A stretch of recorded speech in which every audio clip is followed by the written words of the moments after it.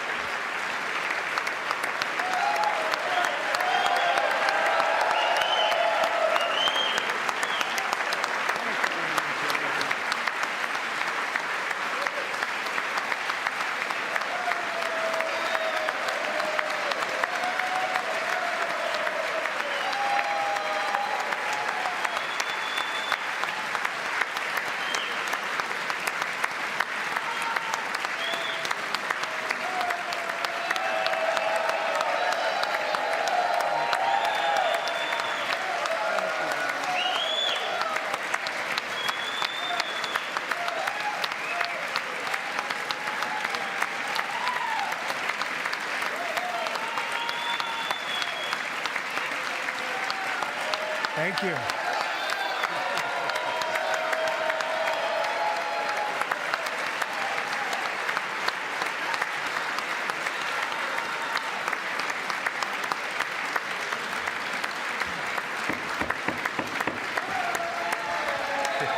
Thank you very much.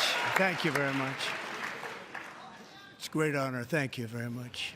Speaker Johnson, Vice President Vance, the First Lady of the United States,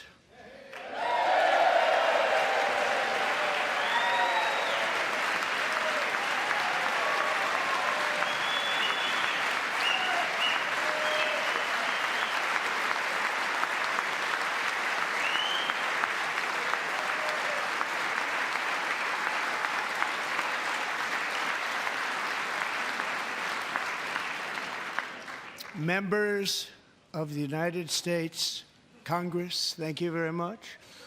And to my fellow citizens, America is back.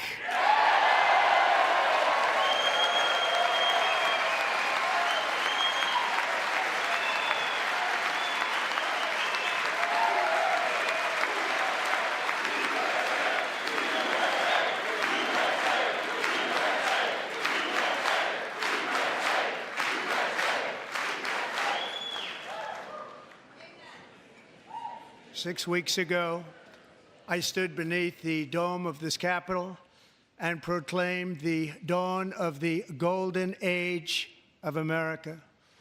From that moment on, it has been nothing but swift and unrelenting action to usher in the greatest and most successful era in the history of our country. We have accomplished more in 43 days than most administrations accomplished in 4 years or 8 years, and we are just getting started.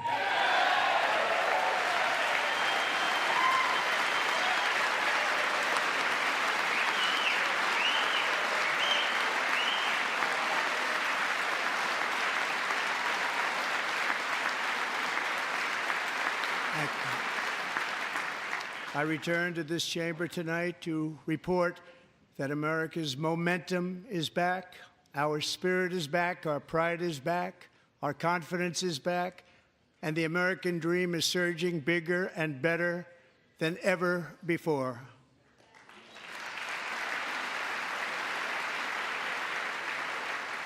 The American dream is unstoppable, and our country is on the verge of a comeback, the likes of which the world has never witnessed and perhaps will never witness again. There's never been anything like it.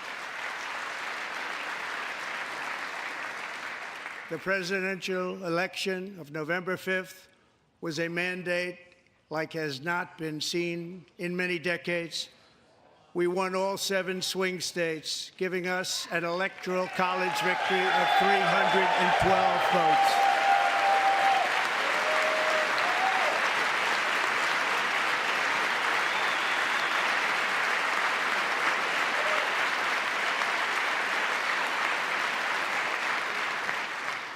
We won the popular vote by big numbers and won counties in our country.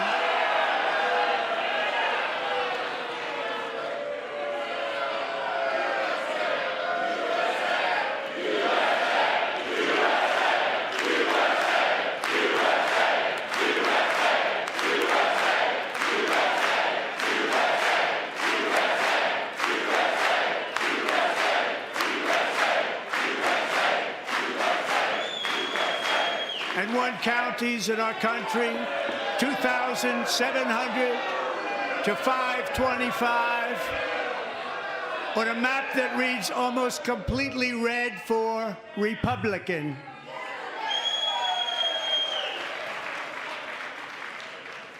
Now, for the first time in modern history, more Americans believe that our country is headed in the right direction than the wrong direction. In fact, it's an astonishing record, 27-point swing, the most ever.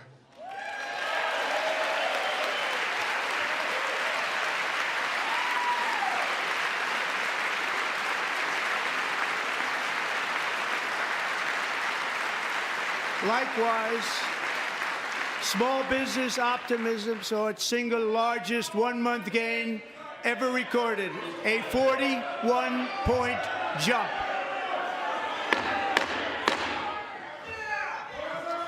Members are directed to uphold and maintain decorum in the House and to cease any further disruptions.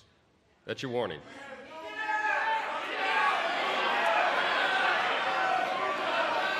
Members are engaging in willful and continuing breach of decorum, and the chair is prepared to direct the Sergeant-at-Arms to restore order to the joint session.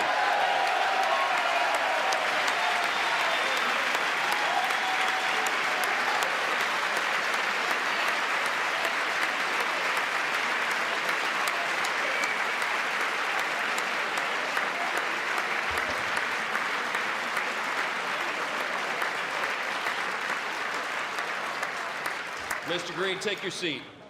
Take your seat, sir. Take your seat. Finding that members continue to engage in willful and concerted disruption of proper decorum, the chair now directs the Sergeant-at-Arms to restore order. Remove this gentleman from the chamber.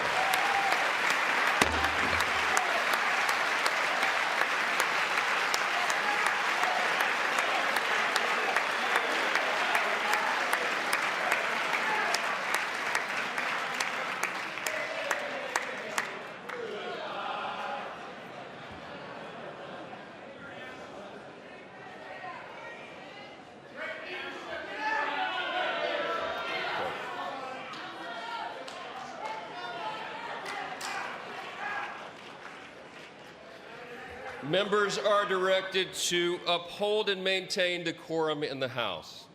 Mr. President, you continue. Thank you. Over the past 6 weeks, I have signed nearly 100 executive orders and taken more than 400 executive actions, a record to restore common sense, safety, optimism, and wealth all across our wonderful land. The people elected me to do the job, and I'm doing it.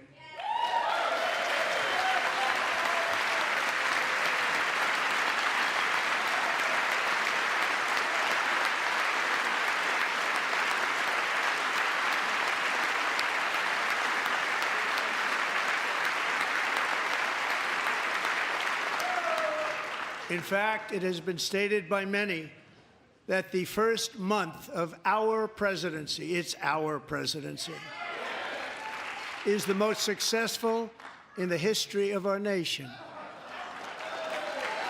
By many.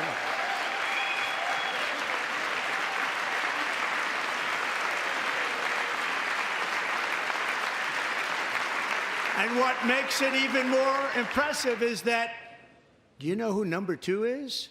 George Washington. How about that? How about that? I don't know about that list, but we'll take it. Within hours of taking the oath of office, I declared a national emergency on our southern border, and I deployed the U.S. military and Border Patrol to repel the invasion of our country. And what a job they've done. As a result, illegal border crossings last month were by far the lowest ever recorded, ever.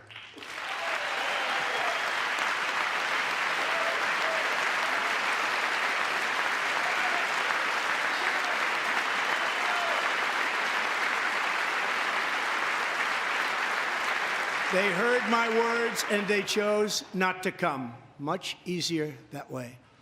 In comparison, under Joe Biden, the worst president in American history, there were hundreds of thousands of illegal crossings a month, and virtually all of them, including murderers, drug dealers, gang members, and people from mental institutions and insane asylums, were released into our country. Who would want to do that?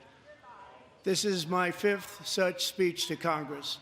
And once again, I look at the Democrats in front of me, and I realize there is absolutely nothing I can say to make them happy or to make them stand or smile or applaud. Nothing I can do. I could find a cure to the most devastating disease, a disease that would wipe out entire nations, or announce the answers to the greatest economy in history or the stoppage of crime to the lowest levels ever recorded. And these people sitting right here will not clap, will not stand, and certainly will not cheer for these astronomical achievements. They won't do it, no matter what. Five times I've been up here. It's very sad, and it just shouldn't be this way.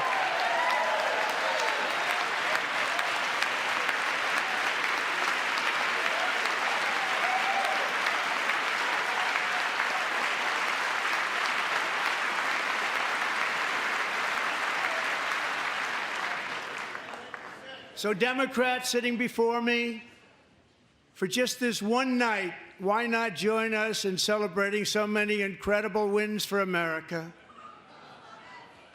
For the good of our nation, let's work together and let's truly make America great again.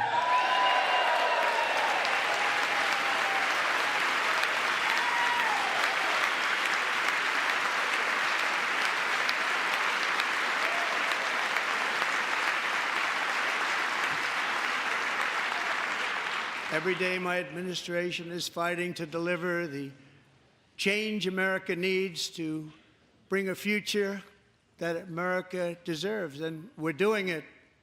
This is a time for big dreams and bold action. Upon taking office, I imposed an immediate freeze on all federal hiring, a freeze on all new federal regulations, and a freeze on all foreign aid.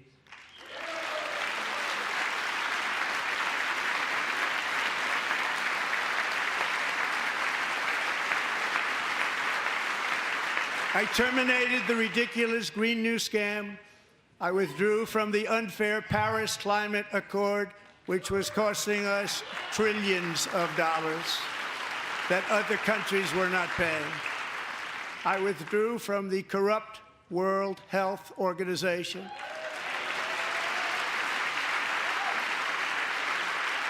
And I also withdrew from the anti-American UN Human Rights Council.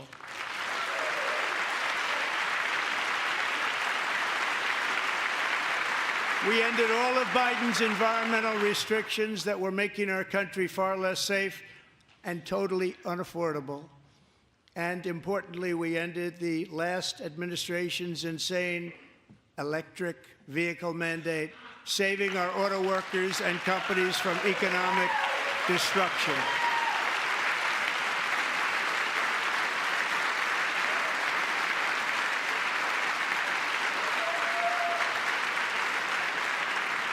To unshackle our economy, I have directed that for every one new regulation, 10 old regulations must be eliminated, just like I did in my very successful first term.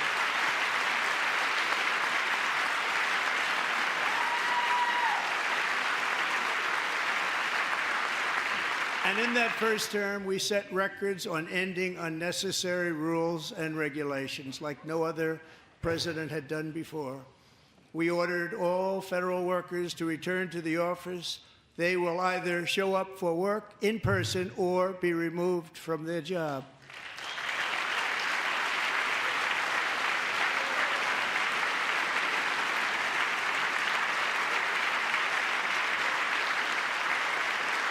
And we have ended weaponized government where, as an example, a sitting president is allowed to viciously prosecute his political opponent, like me. How did that work out? Not too good. Not too good.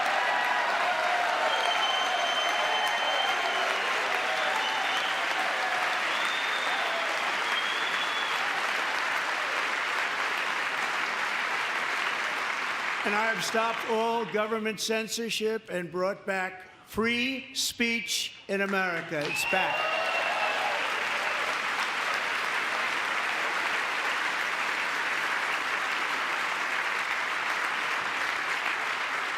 And 2 days ago, I signed an order making English the official language of the United States of America.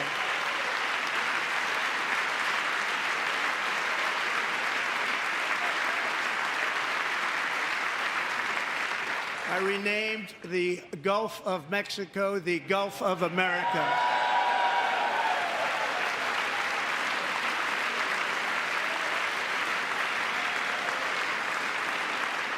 And likewise, I renamed, for a great president, William McKinley, Mount McKinley again. Beautiful Alaska.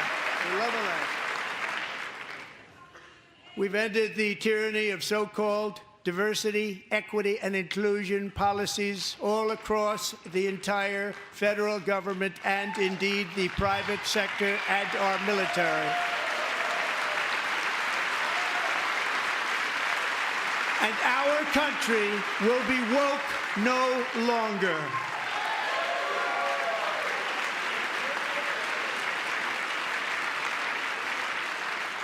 We believe that whether you are a doctor, an accountant, a lawyer, or an air traffic controller, you should be hired and promoted based on skill and competence, not race or gender. Very important.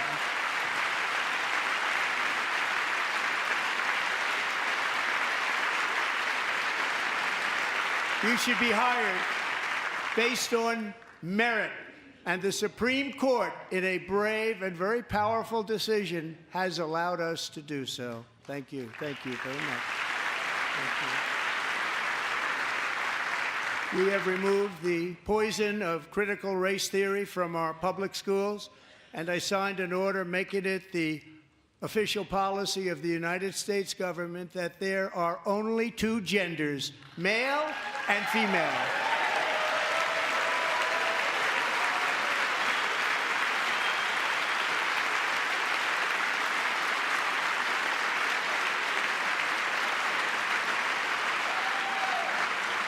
I also signed an executive order to ban men from playing in women's sports.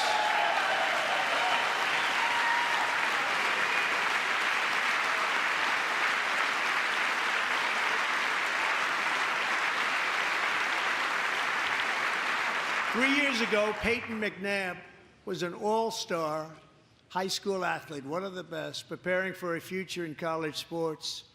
But when her girls' volleyball match was invaded by a male, he smashed the ball so hard in Peyton's face, causing traumatic brain injury, partially paralyzing her right side, and ending her athletic career. It was a shot like she's never seen before. She's never seen anything like it.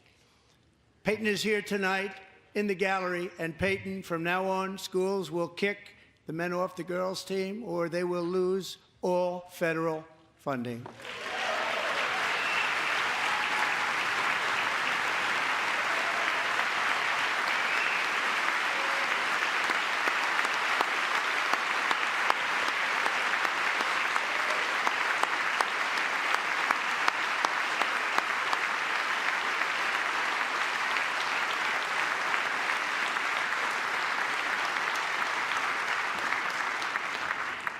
And if you really want to see numbers, just take a look at what happened in the women's boxing, weightlifting, track and field, swimming, or cycling, where a male recently finished a long-distance race 5 hours and 14 minutes ahead of a woman for a new record by 5 hours.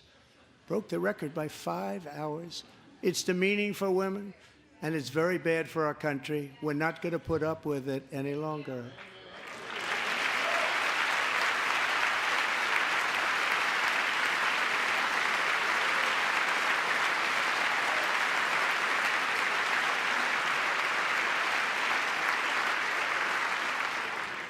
What I have just described is only a small fraction of the common sense revolution that is now, because of us, sweeping the entire world. Common sense has become a common theme, and we will never go back. Never. Never going to let that happen. Among my very highest priorities is to rescue our economy and get dramatic and immediate relief to working families. As you know, we inherited from the last administration an economic catastrophe and an inflation nightmare. Their policies drove up energy prices, pushed up grocery costs, and drove the necessities of life out of reach for millions and millions of Americans. They've never had anything like it. We suffered the worst inflation in 48 years, but perhaps even in the history of our country. They're not sure. As president, I'm fighting every day to reverse this damage and make America affordable again.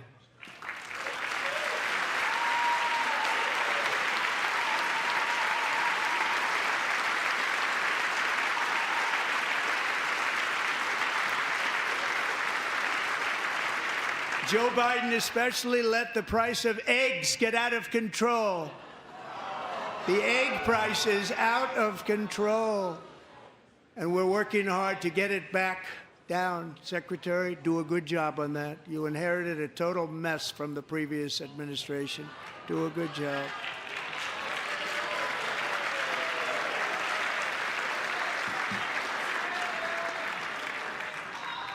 A major focus of our fight to defeat inflation is rapidly reducing the cost of energy. The previous administration cut the number of new oil and gas leases by 95%, slowed pipeline construction to a halt, and closed more than 100 power plants. We are opening up many of those power plants right now.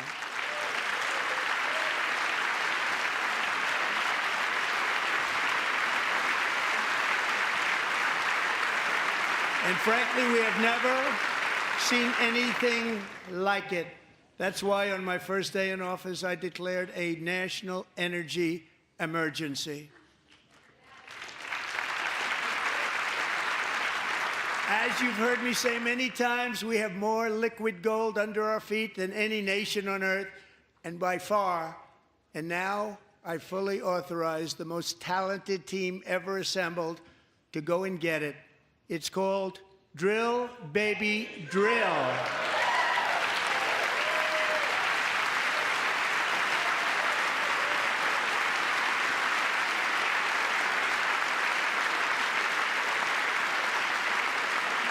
My administration is also working on a gigantic natural gas pipeline in Alaska, among the largest in the world, where Japan, South Korea, and other nations want to be our partner with investments of trillions of dollars each. There's never been anything like that one.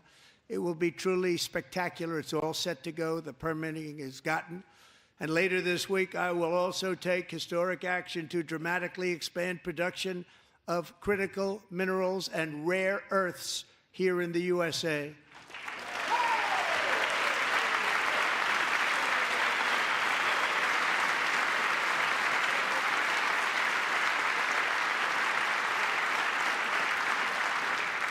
To further combat inflation, we will not only be reducing the cost of energy, but will be ending the flagrant waste of taxpayer dollars.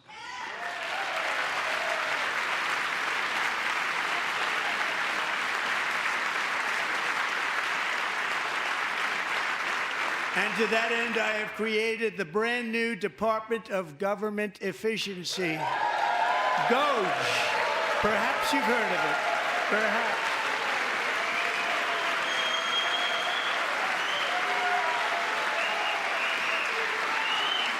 Which is headed by Elon Musk, who is in the gallery tonight.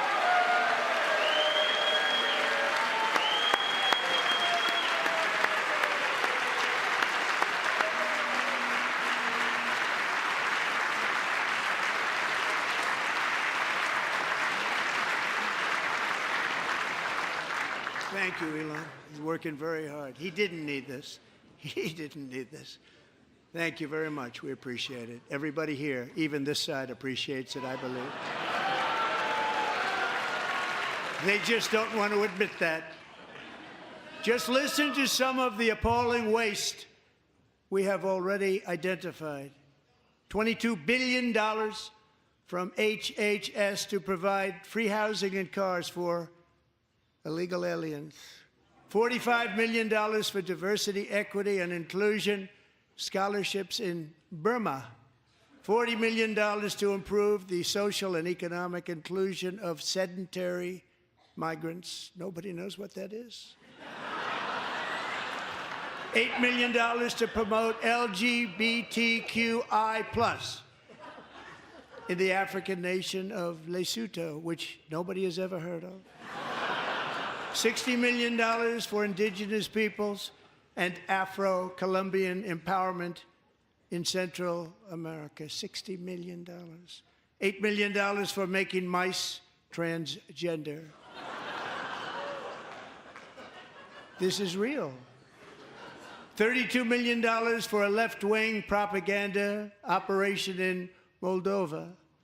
$10 million for male circumcision in Mozambique. $20 million for the Arab Sesame Street in the Middle East. It's a program. $20 million for a program. $1.9 billion to recently created Decarbonization of Homes Committee, headed up, and we know she's involved. Just at the last moment, the money was passed over by a woman named Stacey Abrams. Have you ever heard of her? A $3.5 million consulting contract for lavish fish monitoring. $1.5 million for voter confidence in Liberia. $14 million for social cohesion in Mali. $59 million for illegal alien hotel rooms in New York City. He's a real estate developer. He's done very well. $250,000 to increase vegan local climate action innovation in Zambia. $42 million for social and behavior change in Uganda. $14 million for improving public procurement in Serbia. $47 million for improving learning outcomes in Asia. Asia's doing very well with learning. I don't know what we're doing. We should use it ourselves. And $101 million for DEI contracts at the Department of Education, the most ever paid, nothing even like it. Under the Trump administration, all of these scams, and they're far worse, but I didn't think it was appropriate to talk about them. They're so bad. Many more have been found out and exposed and swiftly terminated by a group of very intelligent, mostly young people, headed up by Elon, and we appreciate it. We found hundreds of billions of dollars of fraud.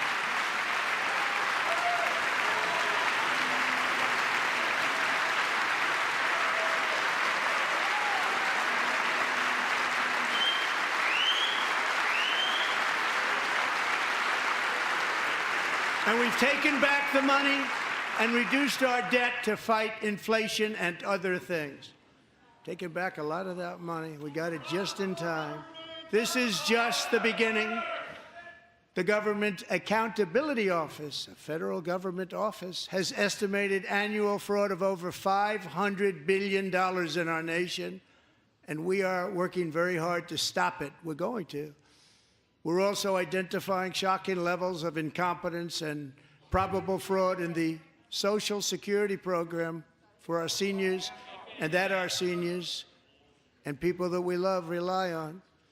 Believe it or not, government databases list 4.7 million Social Security members from people aged 100 to 109 years old.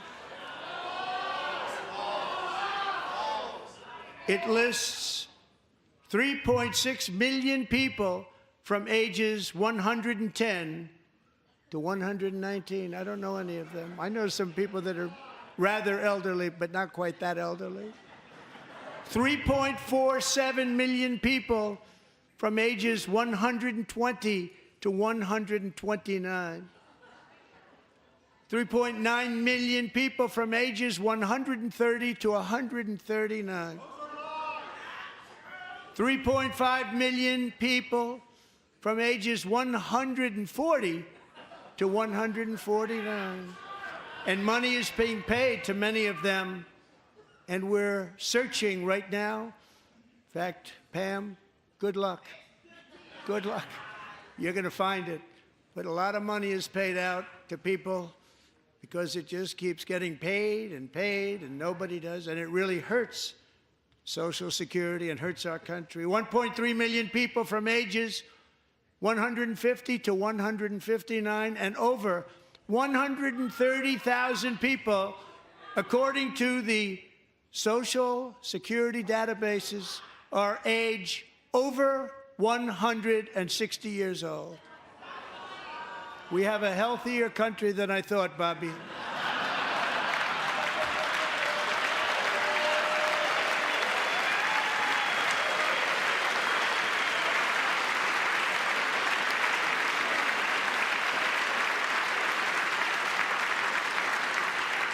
Including, to finish, 1,039 people between the ages of 220 and 229, one person between the age of 240 and 249, and one person is listed at 360 years of age. More than 100 years older than our country. But we're going to find out where that money's going, and it's not going to be pretty. By slashing all of the fraud, waste, and theft we can find, we will defeat inflation, bring down mortgage rates, lower car payments and grocery prices, protect our seniors, and put more money in the pockets of American families.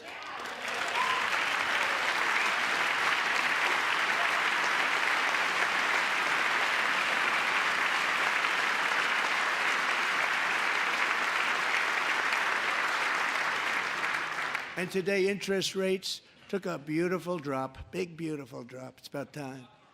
And in the near future, I want to do what has not been done in 24 years, balance the federal budget. We're going to balance it.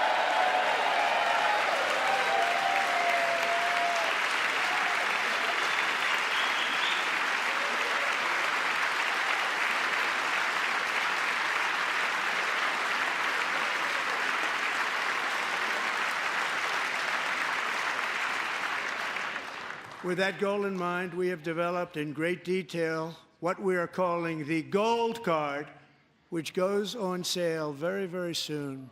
For $5 million, we will allow the most successful job-creating people from all over the world to buy a path to U.S. citizenship. It's like the green card, but better and more sophisticated. And these people will have to pay tax in our country. They won't have to pay tax from where they came. The money that they've made, you wouldn't want to do that, but they have to pay tax, create jobs. They'll also be taking people out of colleges and paying for them so that we can keep them in our country instead of having them being forced out. Number one, at the top school, as an example, being forced out and not being allowed to stay and create tremendous numbers of jobs and great success for a company out there. So while we take out the criminals, killers, traffickers, and child predators who are allowed to enter our country under the open border policy of these people, the Democrats, the Biden administration, the open border insane policies that you've allowed to destroy our country, we will now bring in brilliant, hardworking, job-creating people. They're going to pay a lot of money, and we're going to reduce our debt with that money.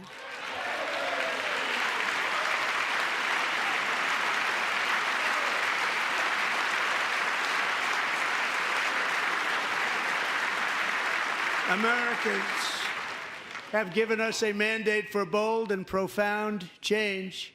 For nearly 100 years, the federal bureaucracy has grown until it has crushed our freedoms, ballooned our deficits, and held back America's potential in every possible way. The nation founded by pioneers and risk-takers now drowns under millions and millions of pages of regulations and debt.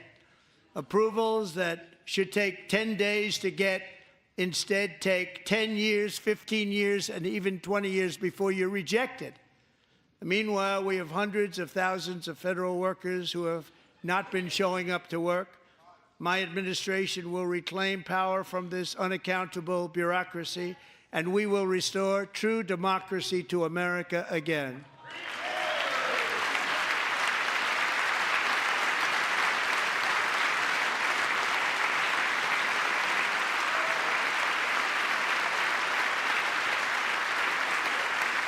any federal bureaucrat who resists this change will be removed from office immediately. Because we are draining the swamp. It's very simple. And the days of rule by unelected bureaucrats are over.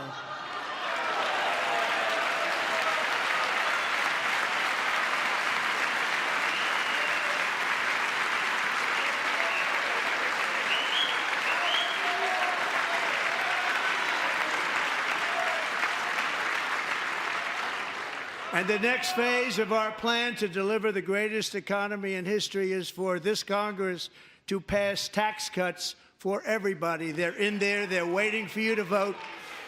And I'm sure that the people on my right, I don't mean the Republican right, but my right here, I'm sure you're going to vote for those tax cuts, because otherwise I don't believe the people will ever vote you into office. So I'm doing you a big favor by telling you that. But I know this group is going to be voting for the tax.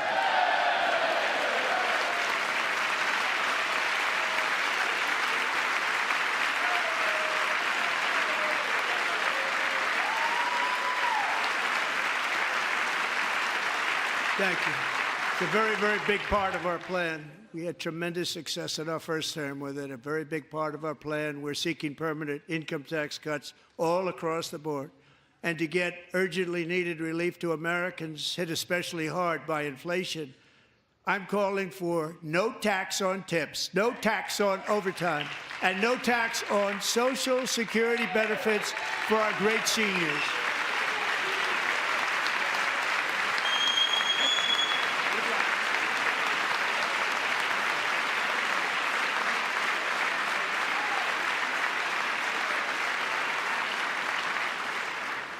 And I also want to make interest payments on car loans tax deductible, but only if the car is made in America.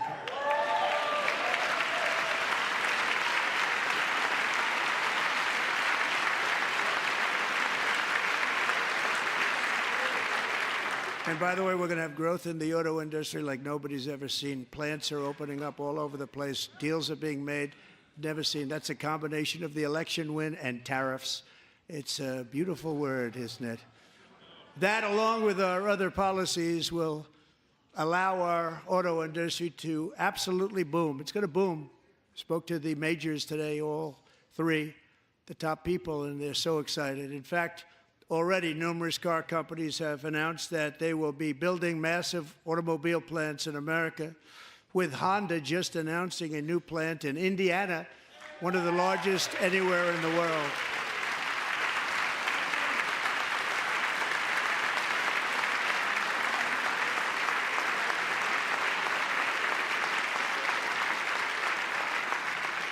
And this has taken place since our great victory on November 5th, a date which will hopefully go down as one of the most important in the history of our country.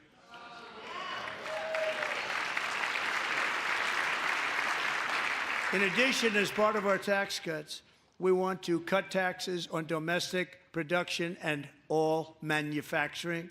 And just as we did before, we will provide 100% expensing. It will be retroactive to January 20th, 2025. And it was one of the main reasons why our tax cuts were so successful in our first term, giving us the most successful economy in the history of our country. First term. We had a great first term.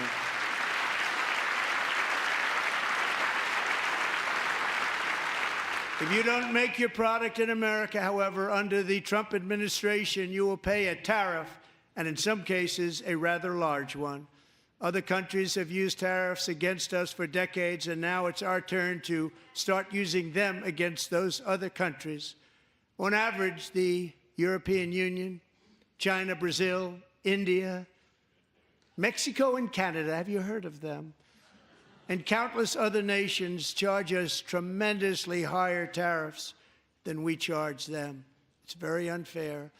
India charges us auto tariffs higher than 100%.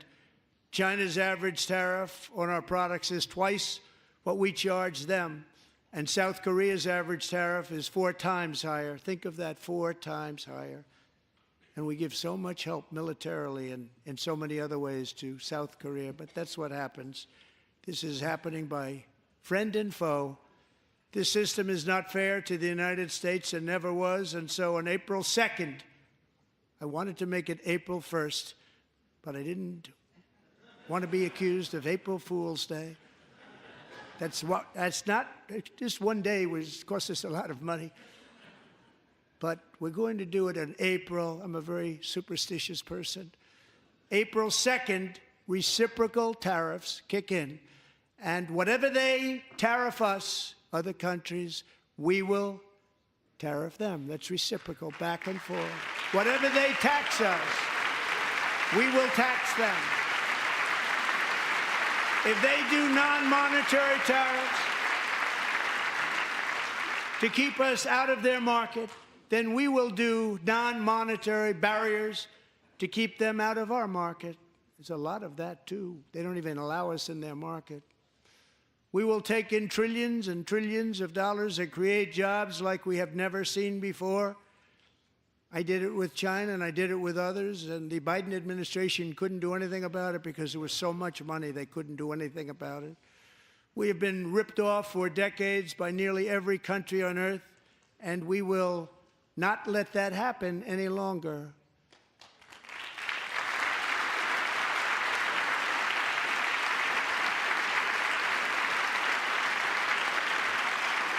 Much has been said over the last 3 months about Mexico and Canada, but we have very large deficits with both of them. But even more importantly, they've allowed fentanyl to come into our country at levels never seen before, killing hundreds of thousands of our citizens and many very young, beautiful people, destroying families.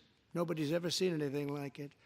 They are, in effect, receiving subsidies of hundreds of billions of dollars. We pay subsidies to Canada and to Mexico of hundreds of billions of dollars, and the United States will not be doing that any longer. We're not going to do it any longer.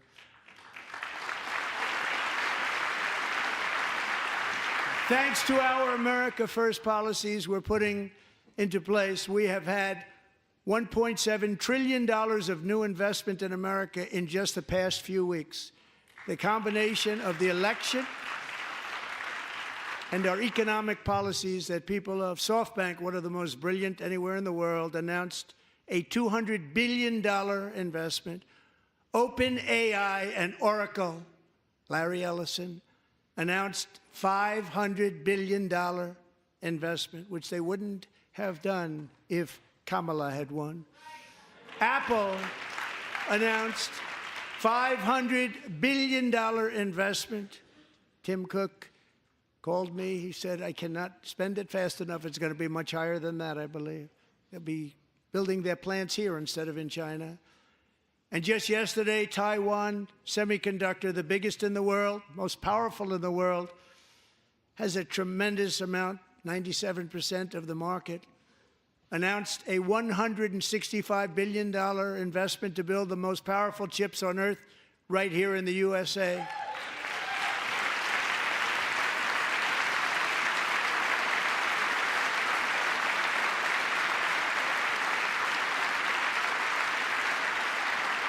And we're not giving them any money. Your CHIPS Act is a horrible, horrible thing. We give hundreds of billions of dollars, and it doesn't mean a thing. They take our money and they don't spend it. All that meant to them, we're giving them no money. All that was important to them was they didn't want to pay the tariffs, so they came and they're building, and many other companies are coming. We don't have to give them money. We just want to protect our businesses and our people. And they will come because they won't have to pay tariffs if they build in America. So it's very amazing. You should get rid of the CHIP Act, and whatever's left over, Mr. Speaker, you should use it to reduce debt or any other reason you want to.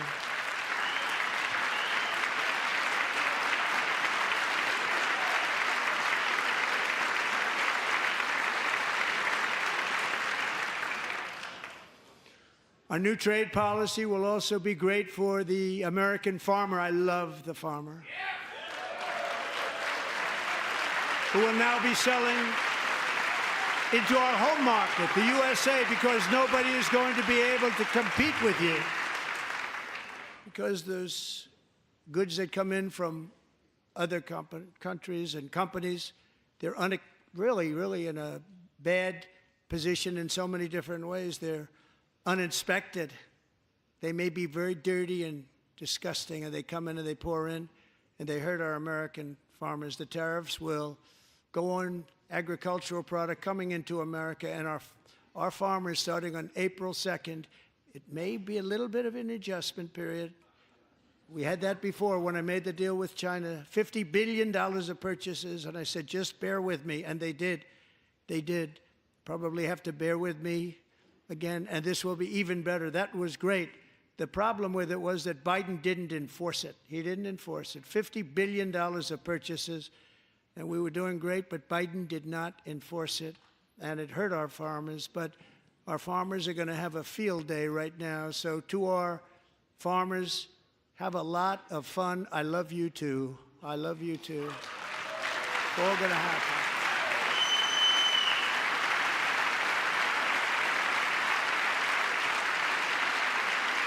And I have also imposed a 25% tariff on foreign aluminum, copper, lumber, and steel, because if we don't have, as an example, steel and lots of other things, we don't have a military, and frankly, we just won't have a country very long. Here today is a proud American steelworker, fantastic person from Decatur, Alabama, Jeff Denard.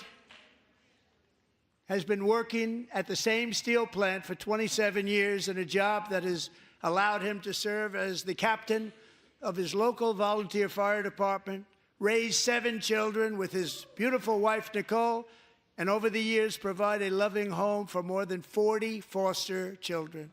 So great, Jeff.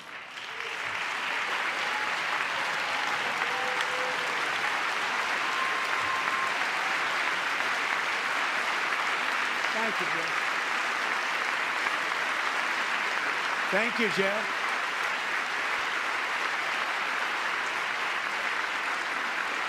Stories like Jeff's remind us that tariffs are not just about protecting American jobs.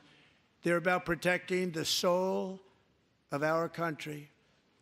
Tariffs are about making America rich again and making America great again, and it's happening, and it will happen rather quickly. There'll be a little disturbance, but we're okay with that. It won't be much. No, you're not. Oh.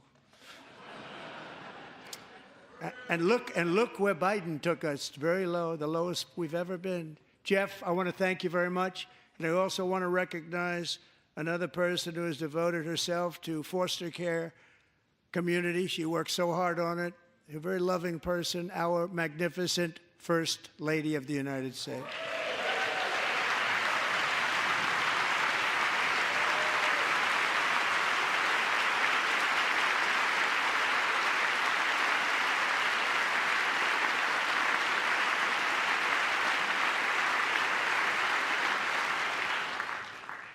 Melania's work has yielded incredible results, helping prepare our nation's future leaders as they enter the workforce. Our First Lady is joined by 2 impressive young women, very impressive. Haley Ferguson, who benefited from the First Lady's Fostering the Future initiative and is poised to complete her education and become a teacher. And Elliston Berry, who became a victim of an illicit deepfake image produced by a peer. With Elliston's help, the Senate just passed the Take It Down Act, and this is so important. Thank you very much, John. John Thune, thank you. Stand up, John. Thank you, John.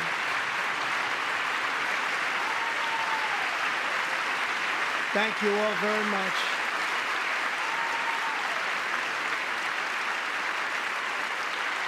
Thank you. And thank you to John Thune and the Senate. Great job. To criminalize the publication of such images online is a terrible, terrible thing. And once it passes the House, I look forward to signing that bill into law. Thank you. And I'm going to use that bill for myself, too, if you don't mind. Because nobody gets treated worse than I do online. Nobody. That's great. Thank you very much to the Senate. Thank you. But if we truly care about protecting Americans' children, no step is more crucial than securing America's borders. Over the past 4 years, 21 million people poured into the United States. Many of them were murderers, human traffickers, gang members, and other criminals from the streets of dangerous cities all throughout the world. Because of Joe Biden's insane and very dangerous open border policies, they are now strongly embedded in our country, but we are getting them out and getting them out fast.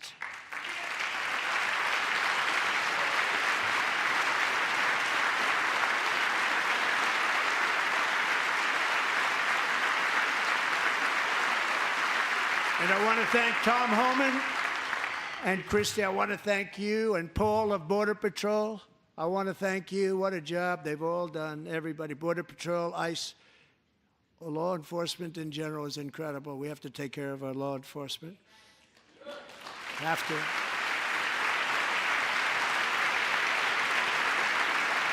Last year,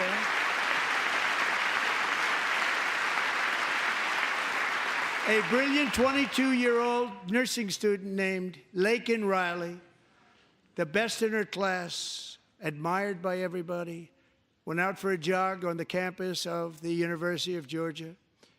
That morning, Laken was viciously attacked, assaulted, beaten, brutalized, and horrifically murdered. Laken was stolen from us by a savage illegal alien gang member who was arrested while trespassing across Biden's open southern border and then set loose into the United States under the heartless policies of that failed administration. It was indeed a failed administration. He had then been arrested and released in a Democrat-run sanctuary city, a disaster, before ending the life of this beautiful young angel. With us this evening are Laken's beloved mother, Allison, and her sister, Lauren.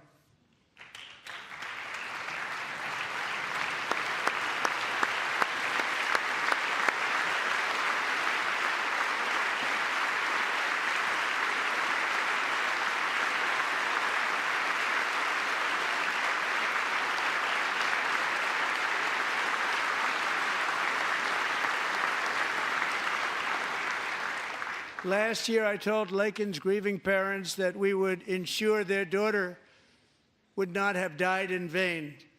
That's why the very first bill I signed into law as your 47th president mandates the detention of all dangerous criminal aliens who threaten public safety. It's a very strong, powerful act.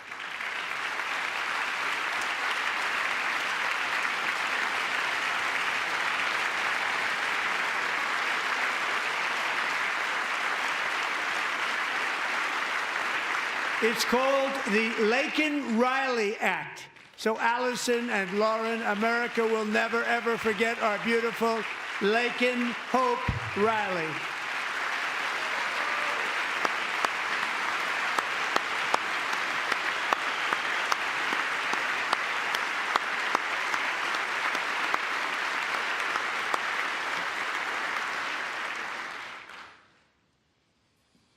Thank you very much.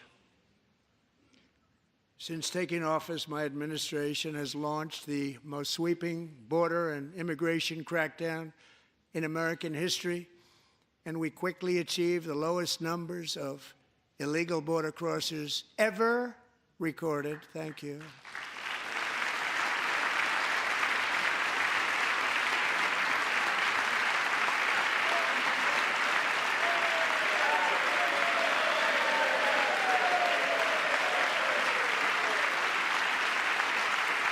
The media and our friends in the Democrat Party kept saying we needed new legislation, we must have legislation to secure the border. But it turned out that all we really needed was a new president.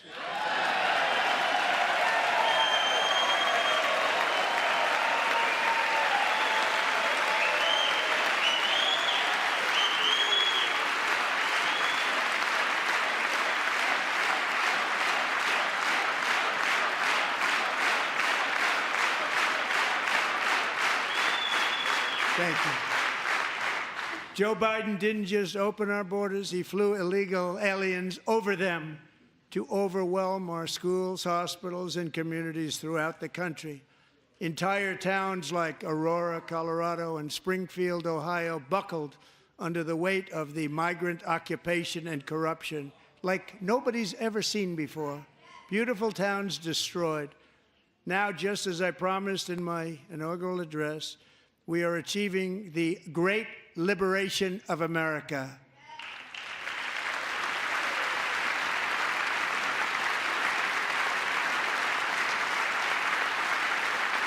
But there still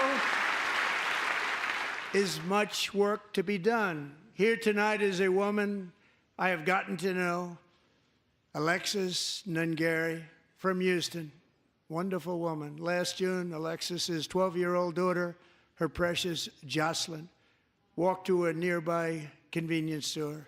She was kidnapped, tied up, assaulted for 2 hours under a bridge, and horrifically murdered. Arrested and charged with this heinous crime are 2 illegal alien monsters from Venezuela, released into America by the last administration through their ridiculous open border. The death of this beautiful 12-year-old girl and the agony of her mother and family touched our entire nation greatly. Alexis, I promised that we would always remember your daughter, your magnificent daughter, and earlier tonight, I signed an order keeping my word to you. One thing I have learned about Jocelyn is that she loved animals so much. She loved nature. Across Galveston Bay, from where Jocelyn lived in Houston, you will find a magnificent national wildlife refuge, a pristine, peaceful, 34,000-acre sanctuary for all of God's creatures on the edge of the Gulf of America. Alexis, moments ago, I formally renamed that refuge in loving memory of your beautiful daughter, Jocelyn. So, Mr. Vice President, if you would, may I have the order?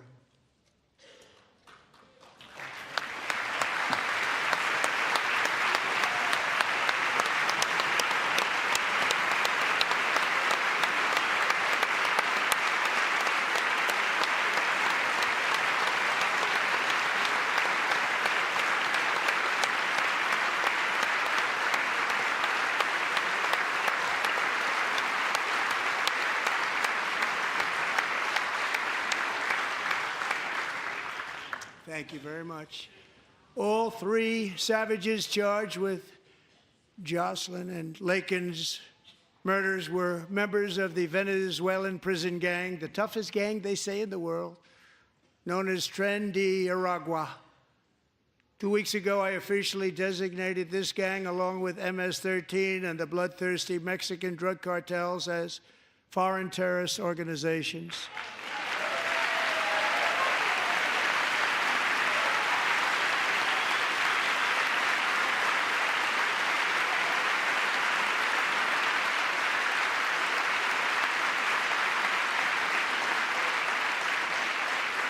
They are now officially in the same category as ISIS, and that's not good for them. Countless thousands of these terrorists were welcomed into the U.S. by the Biden administration. But now every last one will be rounded up and forcibly removed from our country, or, if they're too dangerous, put in jails, standing trial in this country, because we don't want them to come back ever. With us this evening is a warrior on the front lines of that battle, Border Patrol Agent Roberto Ortiz. Great guy.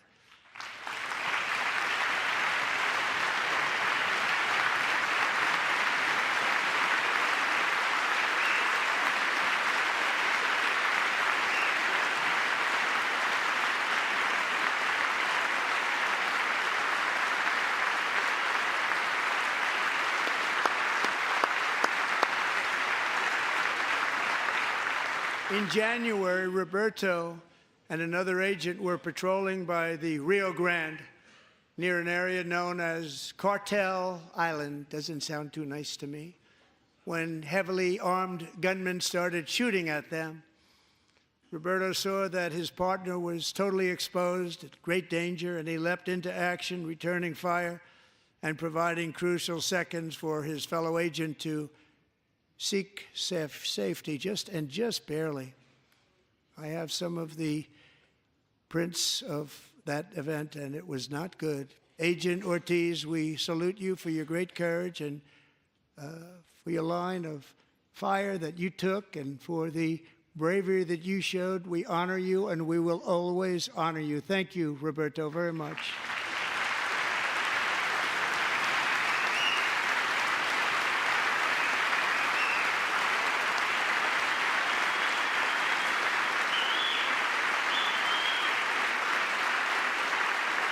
Thank you, Roberto. And I actually got to know him on my many calls to the border. He's a great gentleman. The territory to the immediate south of our border is now dominated entirely by criminal cartels that murder, rape, torture, and exercise total control. They have total control over a whole nation, posing a grave threat to our national security.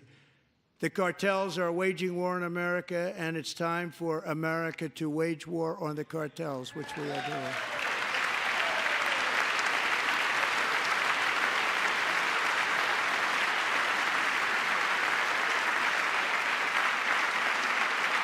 Five nights ago, Mexican authorities, because of our tariff policies being imposed on them, think of this, handed over to us 29 of the biggest cartel leaders in their country. That has never happened before. They want to make us happy. First time ever. But we need Mexico and Canada to do much more than they've done, and they have to stop the fentanyl and drugs pouring into the USA. They're going to stop it. I have sent Congress a detailed funding request laying out exactly how we will eliminate these threats to protect our homeland and complete the largest deportation operation in American history, larger even than current record holder, President Dwight D. Eisenhower, a moderate man, but someone who believed very strongly in borders. Americans expect Congress to send me this funding without delay so I can sign it into law. So, Mr. Speaker, John Thune, both of you, I hope you're going to be able to do that, Mr. Speaker. Thank you. Mr. Leader, thank you. Thank you very much. And let's get it to me. I'll sign it so fast, you won't even believe it.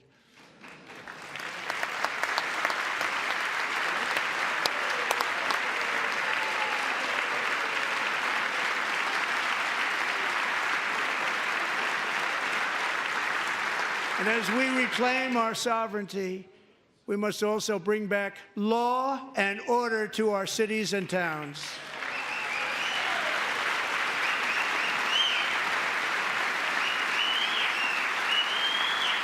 In recent years, our justice system has been turned upside down by radical left lunatics.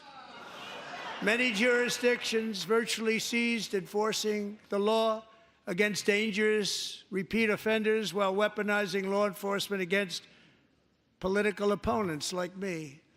My administration has acted swiftly and decisively to restore fair, equal, and impartial justice under the constitutional rule of law, starting at the FBI and the DOJ. Pam, good luck. Cash, wherever you may be, good luck. Good luck. Pam Bondi. Good luck. So important. Going to do a great job. Cash, thank you. Thank you, Cash.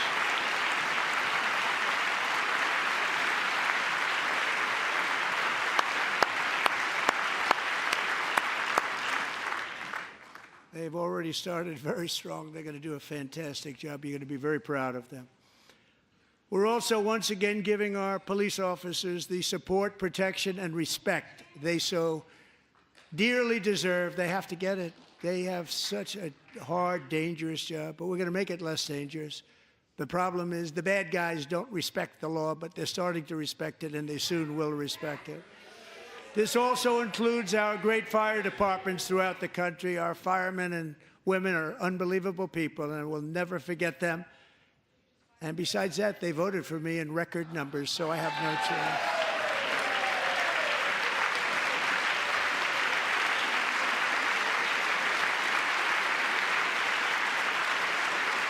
One year ago this month, 31-year-old New York police officer Jonathan Diller, unbelievably wonderful person and a great officer, was gunned down at a traffic stop on Long Island. I went to his funeral.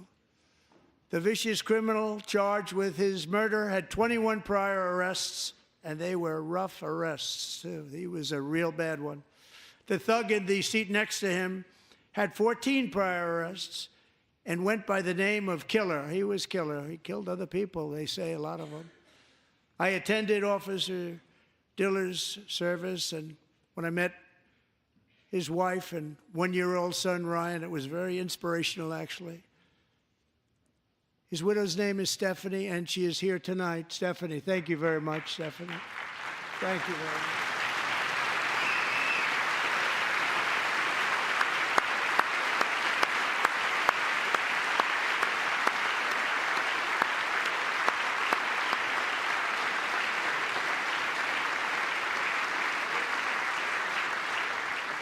Stephanie, we're going to make sure that Ryan knows his dad was a true hero, New York's finest, and we're going to get these cold-blooded killers and repeat offenders off our streets, and we're going to do it fast. Got to stop it. They get out with 28 arrests. They push people into subway trains. They hit people over the head, back of the head with baseball bats. We got to get them out of here. I've already signed an executive order requiring a mandatory death penalty for anyone who murders a police officer, and tonight I'm asking Congress to pass that policy into permanent law.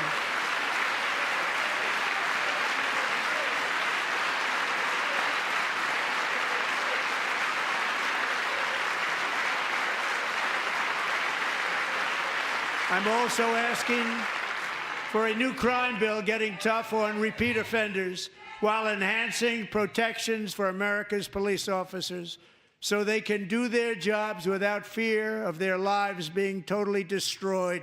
They don't want to be killed. We're not going to let them be killed.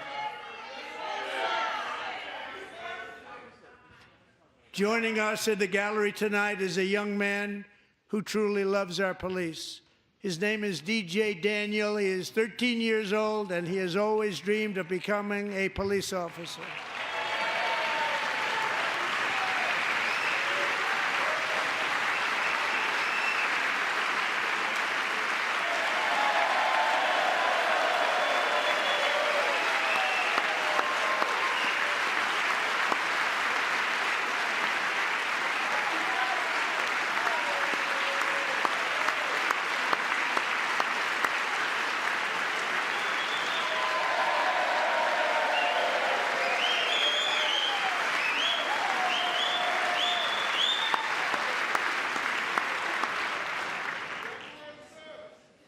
But in 2018, DJ was diagnosed with brain cancer.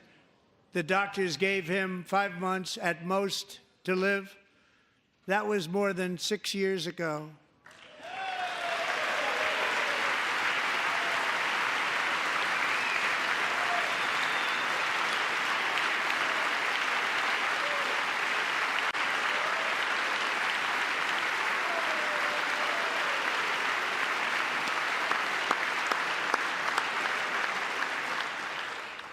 Since that time, DJ and his dad have been on a quest to make his dream come true, and DJ has been sworn in as an honorary law enforcement officer, actually a number of times. The police love him, the police departments love him. And tonight, DJ, we're going to do you the biggest honor of them all. I am asking our new Secret Service Director, Sean Curran, to officially make you an agent of the United States Secret Service.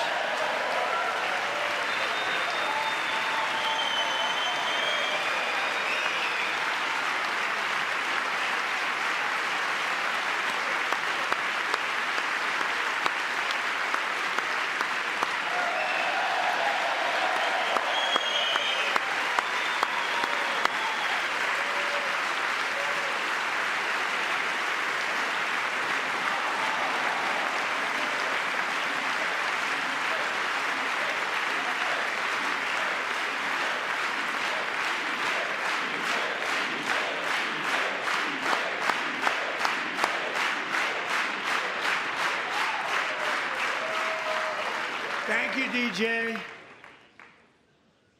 DJ's doctors believe his cancer likely came from a chemical he was exposed to when he was younger. Since 1975, rates of child cancer have increased by more than 40%. Reversing this trend is one of the top priorities for our new presidential commission to make America healthy again, chaired by our new Secretary of Health and Human Services, Robert F. Kennedy, Jr.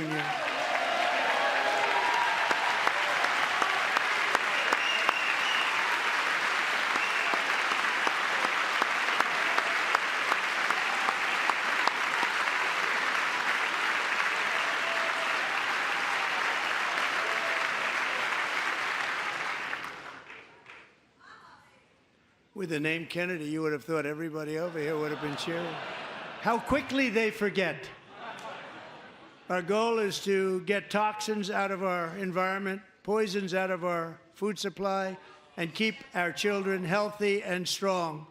As an example, not long ago, and you can't even believe these numbers, 1 in 10,000 children had autism, 1 in 10,000. And now it's 1 in 36. There's something wrong, 1 in 36. Think of that. So we're going to find out what it is, and there's nobody better than Bobby and all of the people that are working with you. You have the best to figure out what is going on. Okay, Bobby, good luck. It's a very important job. Thank you. Good job.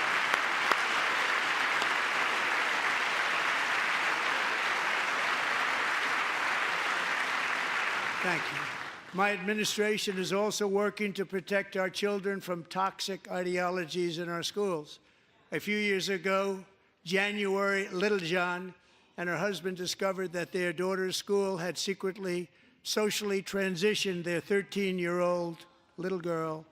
Teachers and administrators conspired to deceive January and her husband while encouraging her daughter to use a new name and pronouns.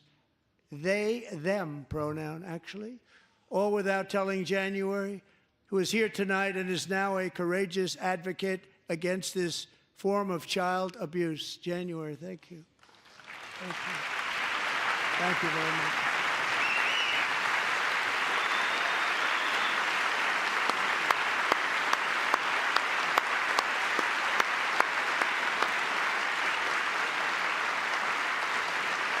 Thank you.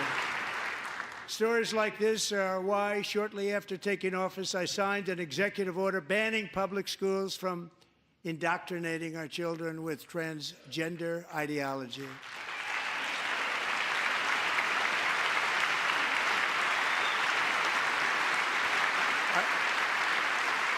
I also signed an order to cut off all taxpayer funding to any institution that engages in the sexual mutilation of our youth.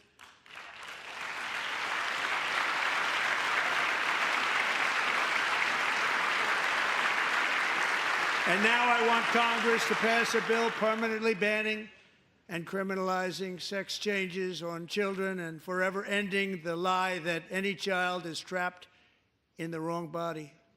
This is a big lie.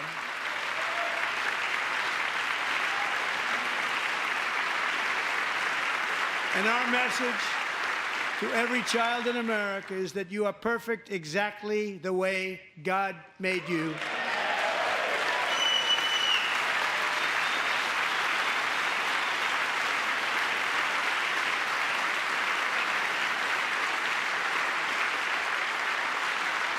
Because we're getting wokeness out of our schools and out of our military, and it's already out, and it's out of our society. We don't want it.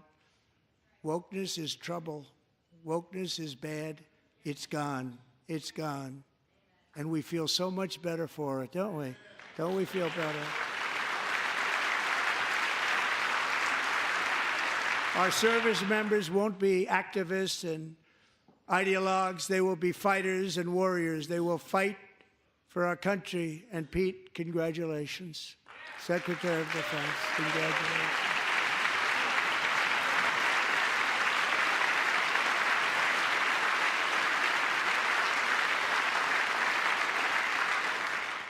And he's not big into the woke movement, I can tell you. I know him well. I am pleased to report that in January, the U.S. Army had its single best recruiting month in 15 years, and that all armed services are having among the best recruiting results ever in the history of our services. What a difference.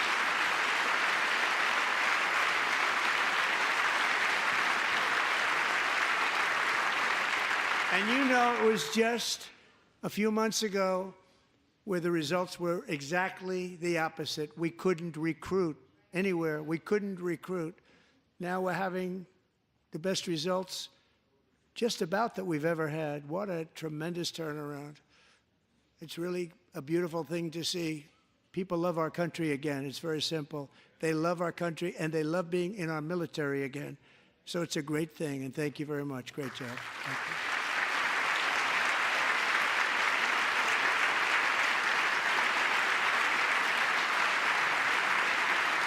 We're joined tonight by a young man, Jason Hartley, who knows the weight of that call of duty. Jason's father, grandfather, and great-grandfather all wore the uniform. Jason tragically lost his dad, who was also a Los Angeles County Sheriff's deputy when he was just a boy, and now he wants to carry on the family legacy of service. Jason is a senior in high school, a six-letter varsity athlete, a really good athlete, they say, a brilliant student with a 4.46, that's good, GPA. And his greatest dream is to attend the U.S. Military Academy at West Point.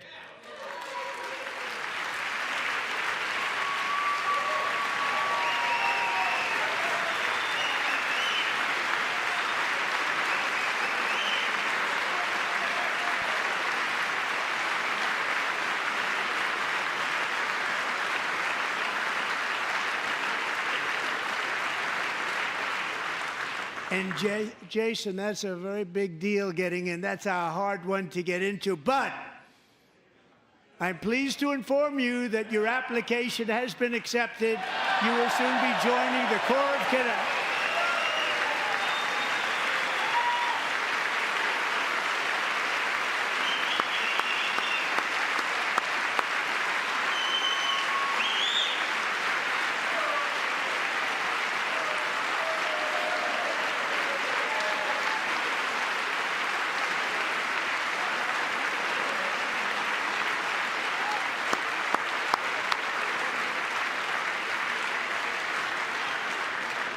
Thank you. Jason, you're going to be on the long gray line, Jason. As Commander-in-Chief, my focus is on building the most powerful military of the future. As a first step, I'm asking Congress to fund a state-of-the-art Golden Dome missile defense shield to protect our homeland, all made in the USA.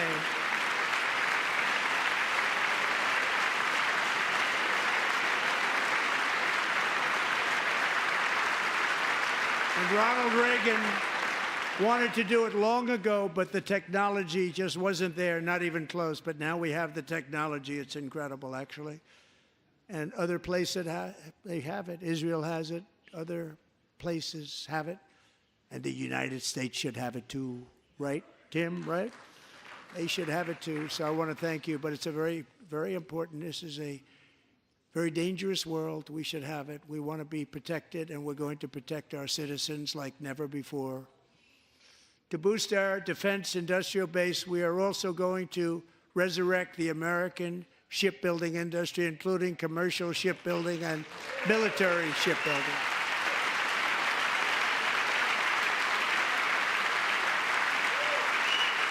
And for that purpose, I am announcing tonight that we will create a new Office of Shipbuilding in the White House and offer special tax incentives to bring this industry home to America where it belongs. We used to make so many ships. We don't make them anymore very much, but we're going to make them very fast, very soon. It will have a huge impact. To further enhance our national security, my administration will be reclaiming the Panama Canal, and we've already started doing it.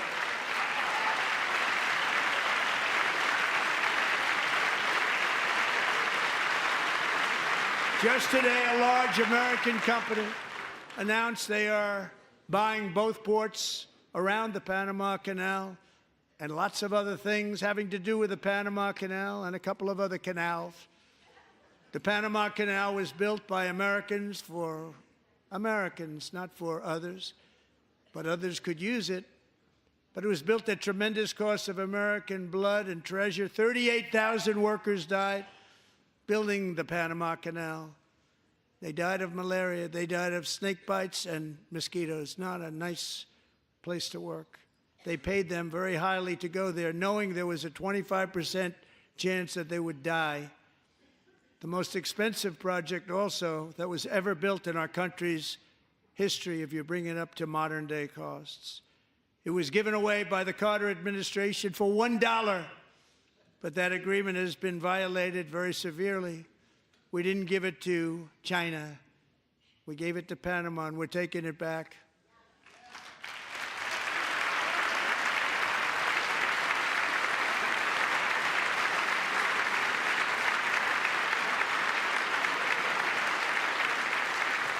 And we have Marco Rubio in charge. Good luck, Marco.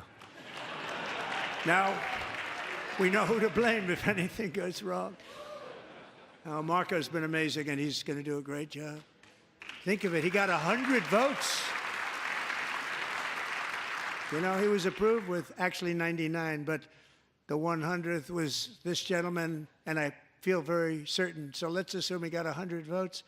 And I'm either very, very happy about that or I'm very concerned about it. But he's already proven. I mean, he's a great gentleman. He's respected by everybody, and we appreciate you voting for Marco. He's going to do a fantastic job. Thank you. Thank you. He's doing a great job. Great job. And I also have a message tonight for the incredible people of Greenland. We strongly support your right to determine your own future. And if you choose, we welcome you into the United States of America. We need Greenland for national security and even international security, and we're working with everybody involved to try and get it. But we need it really for international world security, and I think we're going to get it. One way or the other, we're going to get it. We will keep you safe. We will make you rich, and together we will take Greenland to heights like you have never thought possible before. It's a very small population, but very, very large piece of land and very, very important for military security. America is once again standing strong against the forces of radical Islamic terrorism. 3.5 years ago, ISIS terrorists killed 13 American service members and countless others in the Abbey Gate bombing during the disastrous and incompetent withdrawal from Afghanistan. Not that they were withdrawing, it was the way they withdrew. Perhaps the most embarrassing moment in the history of our country. Tonight, I am pleased to announce that we have just apprehended the top terrorist responsible for that atrocity, and he is right now on his way here to face the swift sword of American justice.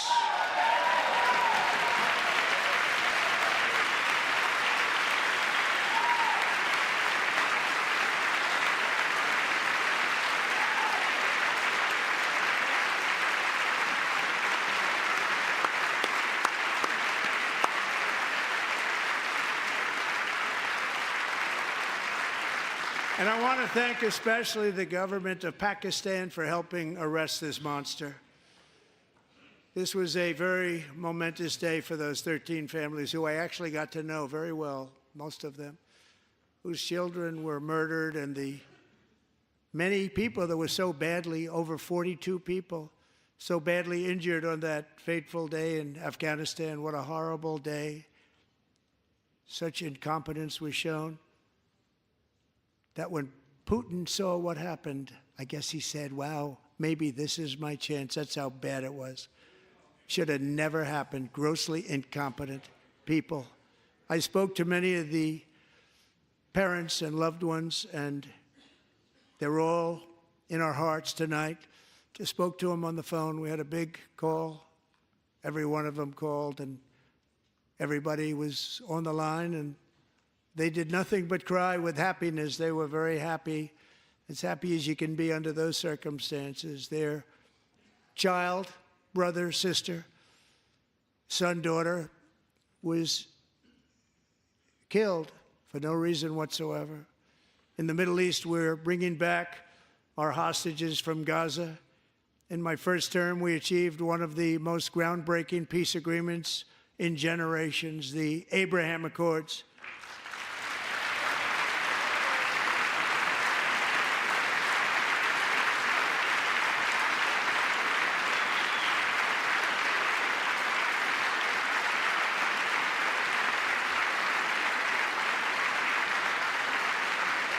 And now we're going to build on that foundation to create a more peaceful and prosperous future for the entire region. A lot of things are happening in the Middle East. People have been talking about that so much lately with everything going on with Ukraine and Russia.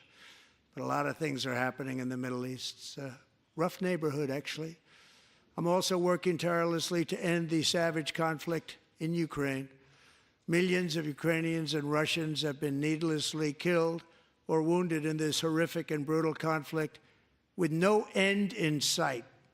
The United States has sent hundreds of billions of dollars to support Ukraine's defense with no security, with no anything.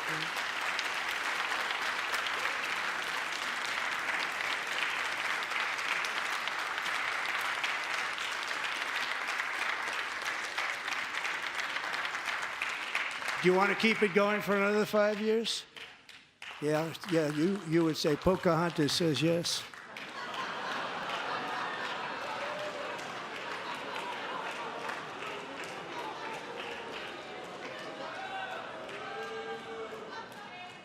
$2,000 people are being killed every single week. More than that.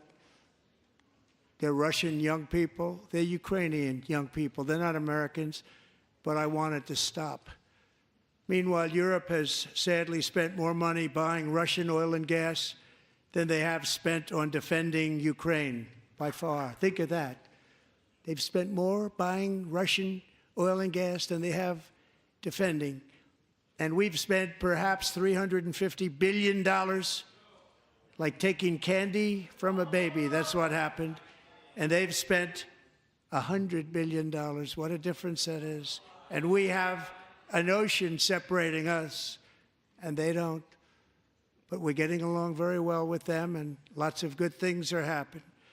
Biden has authorized more money in this fight than Europe has spent by billions and billions of dollars. It's hard to believe that they wouldn't have stopped it and said, at some point, come on, let's equalize. You got to be equal to us.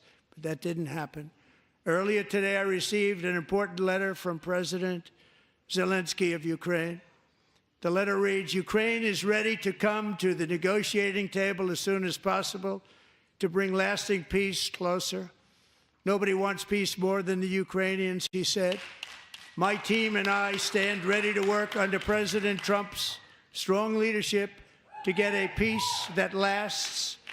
We do really value how much America has done to help Ukraine maintain its sovereignty and independence. Regarding the agreement on minerals and security, Ukraine is ready to sign it at any time that is convenient for you. I appreciate that he sent this letter, just got it a little while ago. Simultaneously, we've had serious discussions with Russia and have received strong signals that they are ready for peace. Wouldn't that be beautiful? Wouldn't that be beautiful?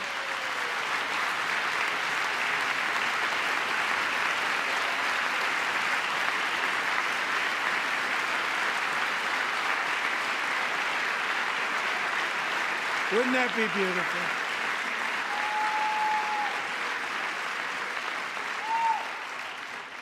It's time to stop this madness. It's time to halt the killing.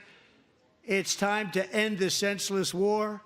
If you want to end wars, you have to talk to both sides. Nearly 4 years ago, amid rising tensions, a history teacher named Mark Fogel was detained in Russia and sentenced to 14 years in a penal colony. Rough stuff. The previous administration barely lifted a finger to help him. They knew he was innocent, but they had no idea where to begin. But last summer, I promised his 95-year-old mother, Malphine, that we would bring her boy safely back home. After 22 days in office, I did just that, and they are here tonight.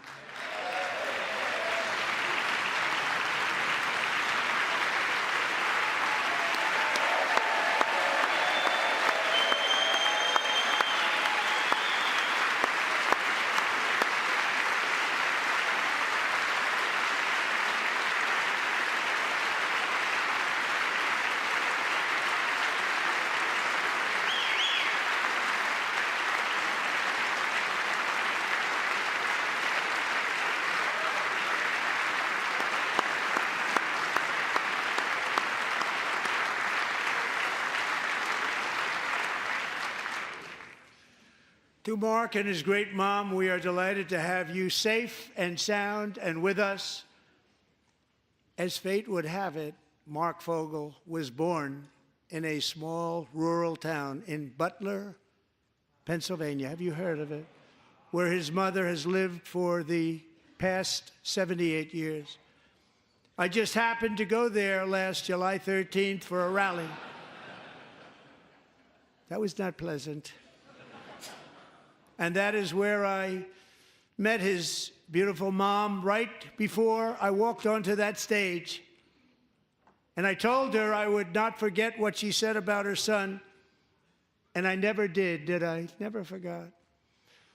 Less than 10 minutes later, at that same rally, gunfire rang out, and a sick and deranged assassin unloaded 8 bullets from his sniper's perch into a crowd of many thousands of people. My life was saved by a fraction of an inch, but some were not so lucky. Corey Comparator was a firefighter, a veteran, a Christian, a husband, a devoted father, and above all, a protector. When the sound of gunshots pierced the air, it was a horrible sound. Corey knew instantly what it was and what to do. He threw himself on top of his wife and daughters and shielded them from the bullets with his own body. Corey was hit really hard. You know the story from there. He sacrificed his life to save theirs. 2 others, very fine people, were also seriously hit.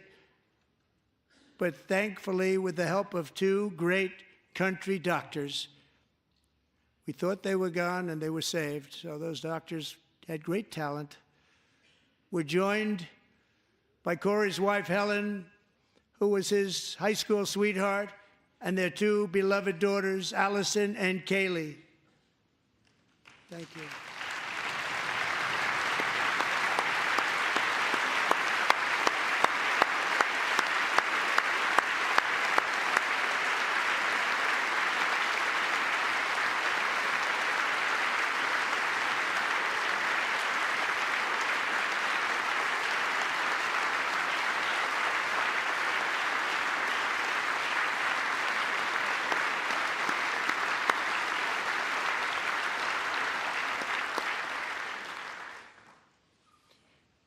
To Helen, Allison, and Kaylee, Corey is looking down on his 3 beautiful ladies right now, and he is cheering you on. He loves you.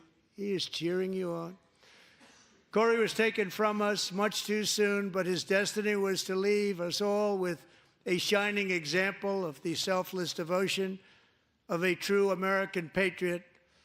It was love like Corey's that built our country, and it's love like Corey's that is going to make our country more majestic than ever before.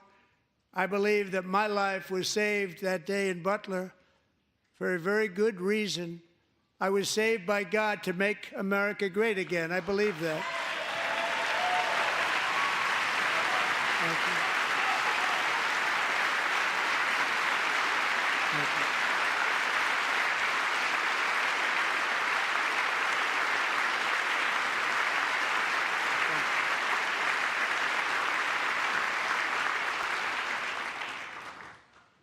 Thank you very much. From the patriots of Lexington and Concord to the heroes of Gettysburg and Normandy, from the warriors who crossed the Delaware to the trailblazers who climbed the Rockies, and from the legends who soared at Kitty Hawk to the astronauts who touched the moon, Americans have always been the people who defied all odds, transcended all dangers, made the most extraordinary sacrifices, and did whatever it took to defend our children, our country, and our freedom. And as we have seen in this chamber tonight, that same strength, faith, love, and spirit is still alive and thriving in the hearts of the American people.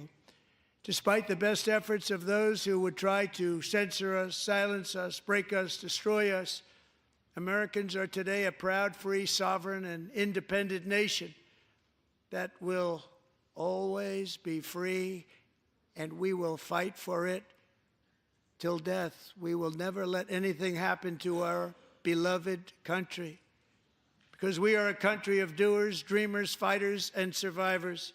Our ancestors crossed a vast ocean, strode into the unknown wilderness, and carved their fortunes from the rock and soil of a perilous and very dangerous frontier.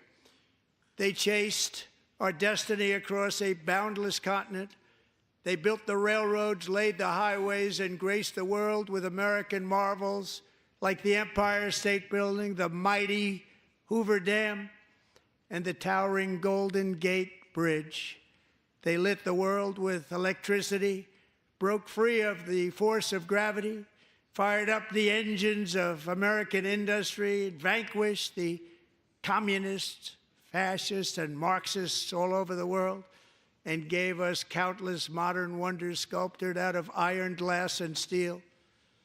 We stand on the shoulders of these pioneers who won and built the modern age, these workers who poured their sweat into the skylines of our cities, these warriors who shed their blood on fields of battle and gave everything they had for our rights and for our freedom. Now it is our time to take up the righteous cause of American liberty. And it is our turn to take America's destiny into our own hands and begin the most thrilling days in the history of our country. This will be our greatest era. With God's help, over the next 4 years, we are going to lead this nation even higher, and we are going to forge the freest, most advanced, most dynamic, and most dominant civilization ever to exist on the face of this earth. We are going to create the highest quality of life, build the safest and wealthiest and healthiest and most vital communities anywhere in the world. We are going to conquer the vast frontiers of science, and we are going to lead humanity into space and plant the American flag on the planet Mars and even far beyond.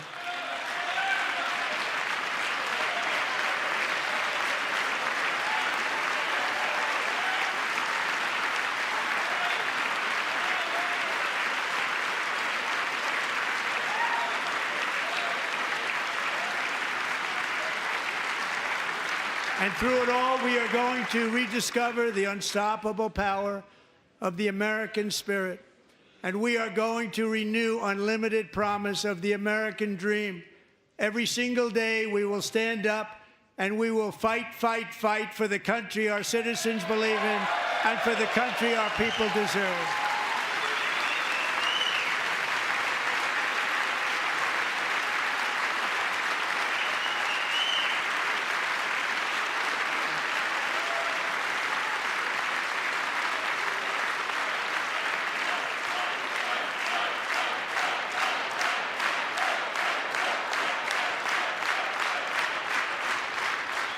My fellow Americans, get ready for an incredible future, because the golden age of America has only just begun.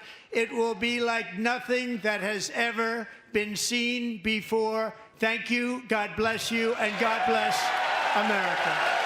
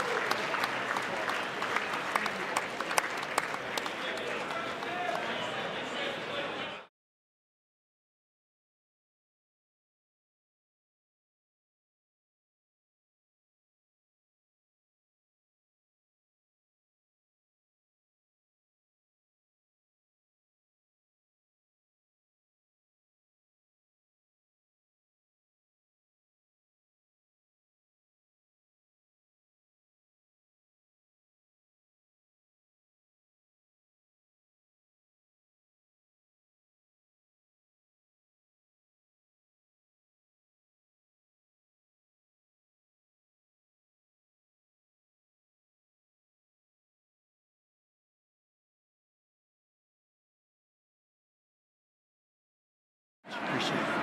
Howard. Thank you again. Thank you again. Won't forget. So good. Yeah, it's good. So good, sir. Thank you. Terrific, Mr. Really terrific. Really outstanding. Thanks. Thank you. Yes, sir. Thank you. Great job, Mr. President. Thanks. We got you. Great speech. Mr. President, one of your best speeches. Thanks again, Mr. President. Thank you, Mr. President. Thanks for the phone call last night, too. Absolutely. You know that. Thank you very much. I'll do it. Just give me the information. I'm not going to get you. Sorry. Thank you, everybody. Great speech. Great speech. Thank you. Best speech ever. Yes. Good. Congratulations. Good job. Can you sign it?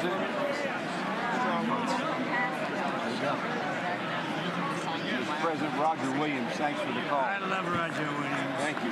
You don't have to introduce yourself. Thank you, sir. Mr. President. I know you better than you do, Roger. Thank you so much. My great baseball player. America Good is- job. Great job you're doing. America is back. Thank you so much, Welcome you Mr. back in President. Pennsylvania anytime, sir. They stood for. Thank you all. They stood for another country, not our country. That was phenomenal. It's hard to believe, isn't it? That was fantastic, sir. That was amazing. Thank you very much. Thank you. Quick selfie. Mr. President. Good job, Mr. President. Great job. Thank you so much. Great speech. Great speech. Yes, sir. President back in Pennsylvania. Oh, they're just careful. I want to stand in absolutely. West Virginia loves you. Oh, good. How you doing? All right? Did you get a chance to shake his hand earlier? Do you want me to get a picture of you shaking his hand or anything? You're good. Thank you very much. Let's do biofilm. Thank you, darling. Great Sir, job, thank you. Mr. I love you. Best speech on the floor ever.